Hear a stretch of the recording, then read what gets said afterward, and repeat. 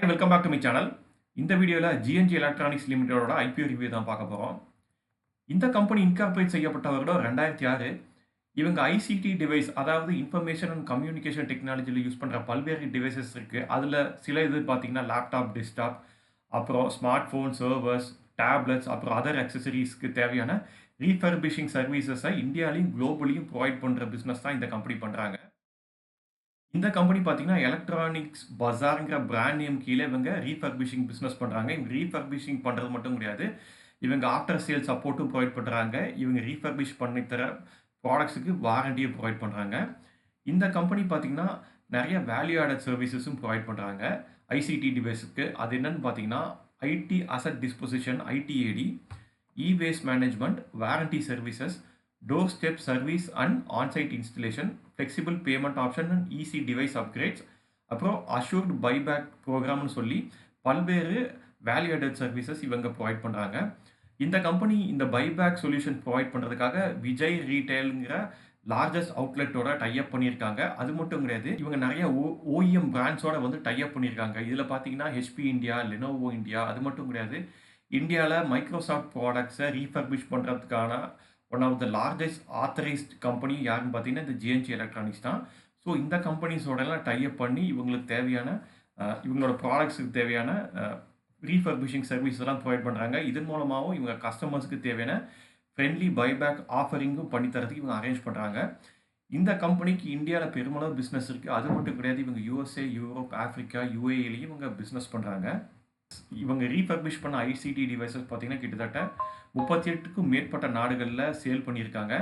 இந்த கம்பெனிக்கு 5 ரீஃபர்பிஷிங் சென்டர் இருக்குது. அதில் ஒன்று வந்து இந்தியாவில் நவி மும்பையில் இருக்குது, இன்னொன்று யூஎஸ்ஏல டலாஸ் டெக்ஸஸில் இருக்குது. இது போக 3 எங்கே இருக்குதுன்னு பார்த்தீங்கன்னா ஷார்ஜா யூஏஇயில் இருக்குது. இது மட்டும் கிடையாது, இவங்க இந்தியாலையும் குளோபலியும் பார்த்தீங்கன்னா கிட்டத்தட்ட 4154 சேல்ஸ் நெட்வொர்க்ஸ் இருக்குது இவங்களுக்கு. ஸோ இதன் மூலமாக அவங்களோட பிஸ்னஸை இவங்க ரன் பண்ணுறாங்க. ஸோ இதுதான் ஜிஎன்ஜி எலக்ட்ரானிக்ஸ் பண்ணுற பிஸ்னஸ். இப்போ இந்த கம்பெனியோட ஐபிஓ டீட்டெயில்ஸ் பார்த்தரலாம். ஐபிஓ மூலமாக கம்பெனி திரட்ட போகிற மொத்த பணத்தோட மதிப்பு எவ்வளோன்னு பார்த்தீங்கன்னா 460 கோடி ரூபாய். ஐபிஓ 23 ஜூலைலேருந்து 25 ஜூலை வரைக்கும் ஓப்பனாக இருக்கும் அப்ளை பண்ணுறதுக்கு. இதுக்காக கம்பெனி செட் பண்ணியிருக்க ப்ரைஸ் பேண்ட் என்னன்னு பார்த்தீங்கன்னா லோவர் ப்ரைஸ் பேண்டாக 225 ரூபாயும், அப்பர் ப்ரைஸ் பேண்டாக 237 ரூபாயும் செட் பண்ணியிருக்காங்க. ஒரு லாட்டுக்கு 63 ஷேர் வாங்குற மாதிரி இருக்கும். ஒரு லாட் ஷேர் அப்பர் ப்ரைஸ் பேண்டான 237 ரூபாயில் வாங்குறதுக்கான செலவு எவ்வளோ ஆகுதுன்னு பார்த்தீங்கன்னா 14,931 ரூபாய் ஆகுது.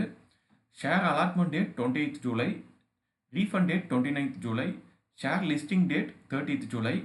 இந்த இஷ்யூவில் 1.69 கோடி ஷேர் வந்து ஃப்ரெஷ்ஷாக இஷ்யூ பண்ணுறாங்க. அதுபோக 26 லட்சம் ஷேரை வந்து ஆஃபர் ஃபார் சேலாகவும் இஷ்யூ பண்ணுறாங்க.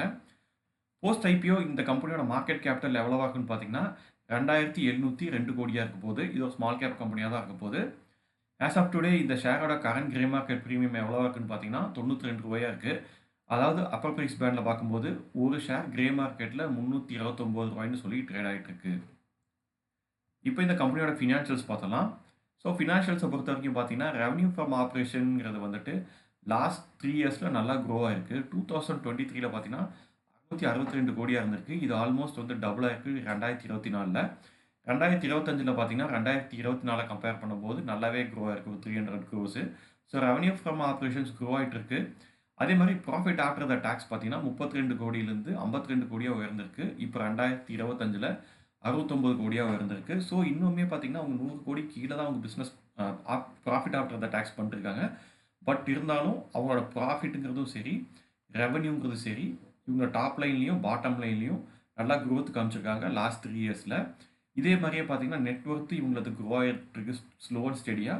ரிசர்வ்ஸ் அண்ட் சர்ப்ளஸும் பார்த்தீங்கன்னா 2023 வெறும் 81 கோடி இருந்திருக்கு. இப்போ 2025 அது டபுள் ஆகி 176 கோடியாக இருக்குது. So reserves and surplus increase ஆகிருக்கு. அதுக்கேற்ற மாதிரி பார்த்தீங்கன்னா இவங்களோட பாரோயிங்ஸும் பார்த்தீங்கன்னா ட்ரிபிள் த டைம் இன்க்ரீஸ் ஆகிருக்கு. ஸோ 2023 152 கோடி கடன் இருந்தது இந்த கம்பெனிக்கு. இப்போ 2025 பார்த்தீங்கன்னா 446 கோடியாக உயர்ந்திருக்கு. So borrowings year on year increase ஆகுது. இது ஒன்று தான் இந்த ஃபினான்ஷியல்ஸில் நெகட்டிவான விஷயமா நான் பார்க்குறேன். மற்றபடி பார்த்தீங்கன்னா இது ஸ்மால் கேப் கம்பெனி. இந்த கம்பெனிக்கு எந்த அளவுக்கு வந்து ஃபினான்ஷியல்ஸ் இருக்குமோ அந்த அளவு நல்லாவே இருக்குது. அடுத்து அப்ஜெக்டிவ் ஆஃப் தி இஷ்யூன்னு பார்த்தலாம். ஸோ இந்த ஐபிஓ மூலமாக திரட்டுற பணத்தை யூஸ் பண்ணி அவங்க வாங்கின கடனை பார்ஷியலாவோ இல்லை முழுசாவோ கட்டுறதுக்கு யூஸ் பண்ணிக்க போகிறாங்க. அது மட்டும் கிடையாது, ஒர்க்கிங் கேபிட்டல் ரிக்வயர்மெண்ட்டுக்காகவும் ஜென்ரல் கார்ப்பரேட் பர்பஸ்க்காகவும் இந்த இஷ்யூலேருந்து வர பணத்தை அவங்க யூட்டிலைஸ் பண்ணிக்க போகிறாங்க. இந்த ஐபிஓவில் இருக்க ப்ரோஸ் அண்ட் கான்ஸ் என்னன்னு பார்க்கலாம். ஸோ இந்த கம்பெனி ஹெச்பி, லெனோவோ, அப்புறம் மைக்ரோசாஃப்ட், அப்புறம் விஜய் சேல்ஸ் போன்ற கம்பெனிஸோட டைப் வச்சுருக்காங்க. ஸோ இவங்களோட ஸ்ட்ராங் கிளைண்ட் பேஸ் இருக்கிறது ப்ளஸ் பாயிண்ட்டாக பார்க்குறேன். ப்ளஸ் லாஸ்ட் 3 இயர்ஸில் இவங்க ஃபினான்ஷியலி நல்லா க்ரோ ஆயிருக்காங்க. இவங்களோட revenue, profit after the tax எல்லாமே வந்து சிக்னிஃபிகண்ட்டாக க்ரோ ஆகிட்டு இருக்கு. ஸோ ஃபினான்ஷியலி பார்த்தீங்கன்னா கம்பெனி ஹெல்த்தியாக இருக்குது. அவங்க பிஸ்னஸ் வந்து நல்ல அப்வர்ட் ட்ரெஜெக்டரியில் இருக்குது. இதையும் நான் பாசிட்டிவான விஷயமா பார்க்குறேன். அது மட்டும் கிடையாது, இன்றைக்கி நம்ம வாழ்ந்துட்டு இருக்கிறது எலக்ட்ரானிக் வேர்ல்டில் தான். ஸோ நீங்கள் பல்வேறு எலக்ட்ரானிக் ப்ராடக்ட்ஸும் பார்த்தீங்கன்னா நாளுக்கு நாள் வந்து அதோட வேஸ்டேஜ் அதிகரிச்சுக்கிட்டே தான் போகுது. ஸோ இந்த வேஸ்டேஜ் எல்லாம் எஃபெக்டிவாக வந்துட்டு ரெகுலேட் பண்ணி இதை வந்துட்டு வேஸ்ட்டில் வந்துட்டு இவங்க ப்ராப்பராக மேனேஜ் பண்ணுற பிஸ்னஸ்லேயும் இவங்க இருக்கிறதுனால, ஸோ இந்த சைட் ஆஃப் பிஸ்னஸ்லேயும் இவங்களுக்கு க்ரோத் இருக்கிறத நான் பார்க்குறேன். இன்றைக்கி நிறையா கம்பெனிஸ் இந்த மாதிரி வேஸ்ட் ஹேண்டில் பண்ணுறது கிடையாது. ஸோ இவங்க இந்த பிஸ்னஸ்லையும் இருக்கிறதுனால இவங்களுக்கு வந்துட்டு இந்த பிஸ்னஸ்லேயும் ஒரு நல்ல சைஸபிள் இன்கம் கிடைக்குங்கிறத நான் பார்க்குறேன். ஸோ இதெல்லாம் இந்த கம்பெனியில் இருக்கிற பாசிட்டிவான விஷயமும் நான் பார்க்குறேன். இந்த கம்பெனியில் இருக்கிற கான்ஸான விஷயமா நான் எதை பார்க்குறேன்னு பார்த்தீங்கன்னா, இவங்க ரீஃபர்பிஷ் பண்ணுற பிஸ்னஸில் வந்துட்டு இவங்க ஹார்ட்வேருக்கு பெரும் டிபெண்ட் பண்ணி இருக்கிறது யாருன்னு பார்த்தீங்கன்னா, வெளிநாட்டிலேருந்து கிடைக்கிற ஹார்ட்வேர் ப்ராடக்ட்ஸ் தான்.